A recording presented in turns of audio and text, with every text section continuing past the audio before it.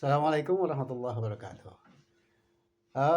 Sahabat sekalian, kita dengar dari pemberitaan bahwa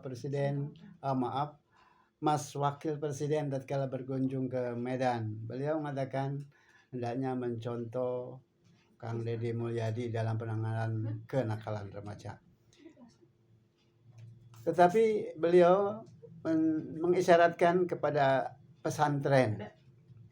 Tidak salah sebenarnya, tetapi pesantren yang dimaksud sebenarnya harus pesantren yang khusus dan ditangani bekerja sama dengan aparat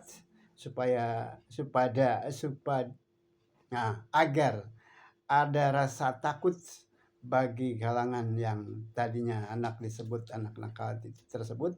Sebab saya punya pengalaman tatkala sebuah pesantren yang khusus dengan niat yang khusus ingin mencari ilmu dan mencetak kiai, mencetak ustadz, dicampuri dengan anak-anak nakal dalam tanda petik, itu terjadi kekacauan. Sehingga terkadang ada kejadian bahwa yang tadinya nakal dimasukkan ke pesantren karena banyak uangnya, kemudian menjadi kagum bagi santri yang lain, kemudian digandrungi dan mempengaruhi kepada santri-santri yang lain yang ingin belajar, sehingga banyak bercerita tentang kenakalan yang asik menurut mereka, sehingga anak-anak santri yang tadinya ingin mengaji menjadi terganggu.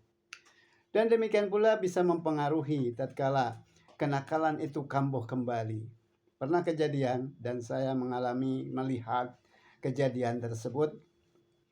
Seorang santri yang biasanya seorang anak nakal dipesantrenkan karena kebiasaannya mabok, akhirnya entah bagaimana membawa santri yang lain tatkala libur berkunjung ke rumahnya. Akhirnya apa yang terjadi? Diajak mabuk.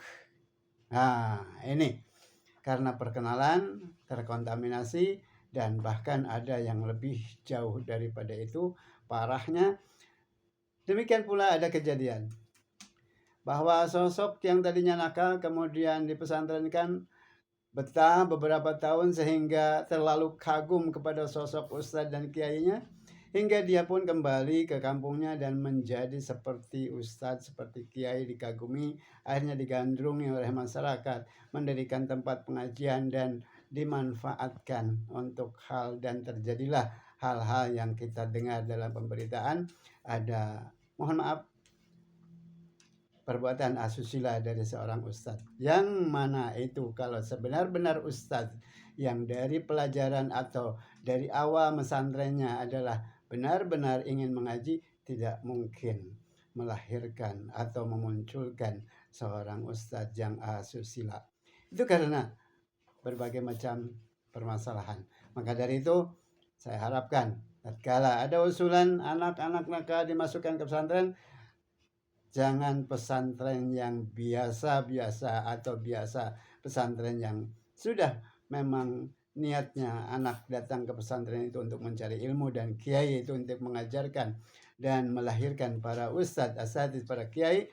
Tetapi bentuklah atas tanggung jawab pemerintah pesantren itu dalam bidang keagamaannya berkolaborasi dengan aparat dari pihak kepolisian ataupun tentara, sehingga terjadi pembinaan yang khusus dan tidak menjadikan efek atau terkontaminasi bagi santri-santri yang lain. Itu saja. Mudah-mudahan negeri ini, pemimpin ini, bangsa ini ke depan lebih baik dan lebih baik. Assalamualaikum warahmatullahi wabarakatuh. Sampurasun. Rampes.